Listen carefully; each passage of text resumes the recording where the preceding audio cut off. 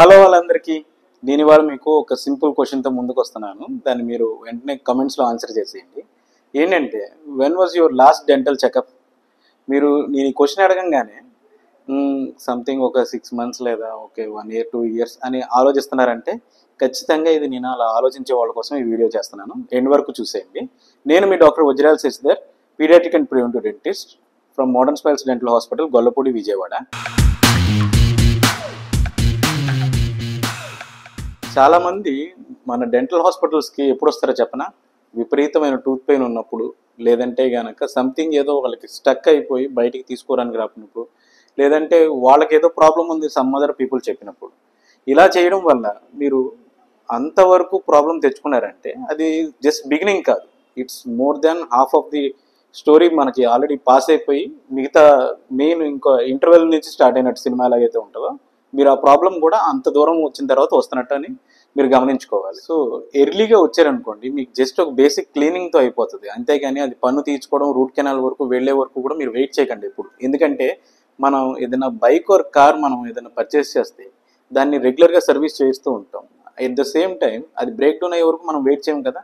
ఏదైనా చిన్న సౌండ్ ఏదైనా మనం తేడా వచ్చినా సరే వెంటనే మనం మెకానిక్ షెడ్కి పట్టుకెళ్ళిపోతాం. సంథింగ్ ఏదో ప్రాబ్లం ఉంది, ఎందుకు దాన్ని మనం కొన్ని ల్యాక్స్ వర్త్ చేసే అమౌంట్తో కొన్నాం కాబట్టి మనకు ఆ భయం ఉంటుంది. బట్ యాజ్ ఏ బాడీ మనం ఎక్కువ కేర్ తీసుకోవాలి. ఎందుకంటే మనకి ఏదైనా ప్రాబ్లం అయినా కూడా ఇవాళ రేపట్లో ఉన్న ప్రాబ్లం సీరియస్ ఇష్యూ బట్టి it's various from hundreds to lakhs కూడా కాస్ట్ అయ్యే ట్రీట్మెంట్స్ అనేవి మనం తెచ్చుకోకూడదు ఎప్పుడు కూడా. ఎందుకు మిమ్మల్ని వెంటనే రమ్మంటాం, త్వరగా డెంటల్ చెకప్స్ అనేవి చేయించుకోమంటాం అంటే, మీకున్న ప్రాబ్లం ఏదైతే అది గ్రో అవుతుందో అది మేము దాన్ని ఆపగలం మధ్యలోనే.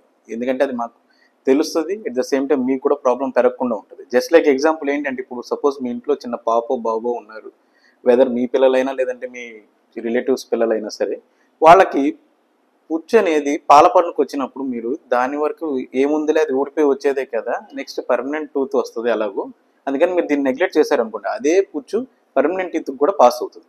సో అలా అవ్వడం వల్ల ఏమవుతుంది, మీరు ఇవాళ చిన్న ఫిల్లింగ్తో అయిపోయే ఇది మీరు పాల పన్నుకి పర్మనెంట్ టూత్ కూడా డ్యామేజ్ అయ్యి పర్మనెంట్ ప్రాబ్లమ్కి సొల్యూషన్ కోసం నెక్స్ట్ టైం విజిట్ చేస్తారు డెంటిస్ట్కి. సో ఇది అనేది ఇలా చేయడం అనేది ఎప్పటికీ కంప్లీట్లీ రాంగ్. దీనివల్ల చాలా సఫర్ అవుతారు. సో ఏమైనా చిన్న చేంజ్ మీ ఓరల్ క్యావిటీలో కనుక వస్తే, ప్రాబ్లం వచ్చి మీ తలుపు తట్టే లోపు సొల్యూషన్ కోసం మీరు డెంటల్ హాస్పిటల్ డోర్ నాక్ చేయాలి.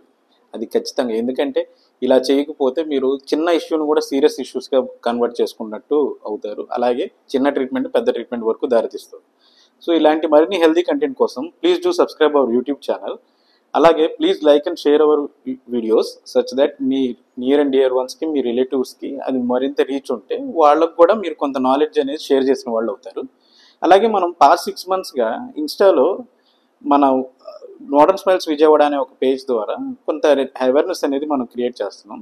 అలాగే వెళ్ళి వెంటనే పేజ్ చెక్ చేసి please do follow, like and share hour Insta page. Thank you.